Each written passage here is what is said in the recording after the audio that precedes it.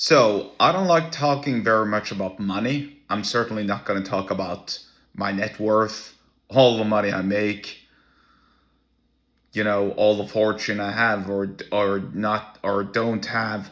It doesn't really matter because at the end of the day, if you follow someone and you listen to them exclusively because you believe that they're worth a lot of money, then you have to ask yourself really, why are you paying attention to them? Are they actually going to teach you something valuable? Or are you just following them because you want to associate yourself with being rich and with having a lot of money? Like in, are you following the billionaire, the millionaire, because you think he's going to give you a few $1,000s? He's not. And he's not going to tell you explicitly how he made $100 million if he's worth $100 million. The same way to make $100 million is the same way to make $1. Sell something that people want. That's it. Now, having said that, and obviously, I'm not gonna, never gonna count on my cash, all that thing. I believe that's cringe. But let's talk about something that's very, very important here, because namely the case for why you should invest and spend more money when finances are tight. And hear me out, because it's related to persuasion, but it's very, very useful also with respect to knowing and sort of like calculating your spending patterns.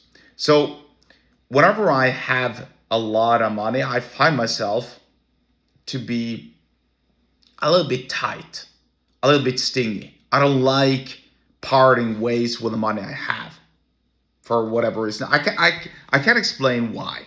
It's just something inherently in me. It's probably just protecting what I have. Maybe it goes back to caring for the food you have or caring for the family you have. Something instinctual, something biological, something that makes me feel bad if I'm parting ways with too much of what I have. I don't want to deplete my resources. Similarly, though, or excuse me, not similarly, completely opposite, really. When I don't have much money, when I feel like my finances are tight, I amp up the spending or the investments. As in, I'm paying more bills. I'm investing in more stuff. I'm looking to part ways with as much money as I can in return for items and services that will increase in price in the future. And the logic is simple, really. With the inflation, with the rise in prices in the future, if you don't buy what you could buy today, then by tomorrow it's going to be more expensive. I mean, I'll give you a simple example here. If I buy, let's just take this water bottle. I like to use a water bottle. For $10, I can get 10 water bottles today. But tomorrow, I can get 7 water bottles for $10. Think about that.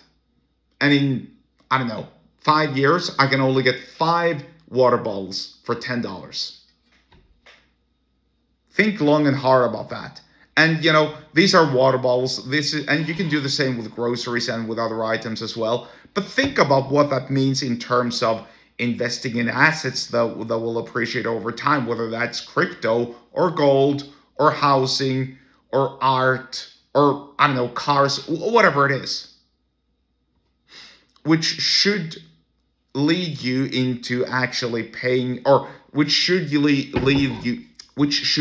you, by the way, excuse me for my mispronunciation, into persuading yourself to pay as many bills as possible so that you can free up all the money you have to play with or gamble with, however you choose to regard it as, and then pay for stuff that you'll need in the future, whose price will increase, anyway. And everything will get more expensive, right? Maybe you have more money to play with in the future, that's fine, but the prices will go up regardless.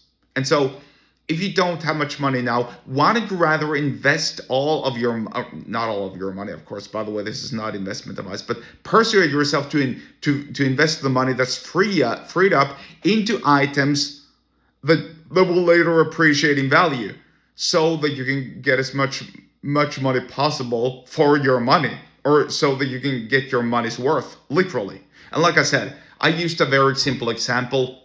Water bottles, you can use it with groceries, or you can use it with larger investments, assets, right? Bitcoin. I'm blanking on what I was supposed to say. Stocks, etc., right? You know what I mean. And having said that, if you want to learn more about persuasion, then get subscribed to my email list. The link to do so is in the episode description wherever you're watching and or listening to this, and I'll see you there.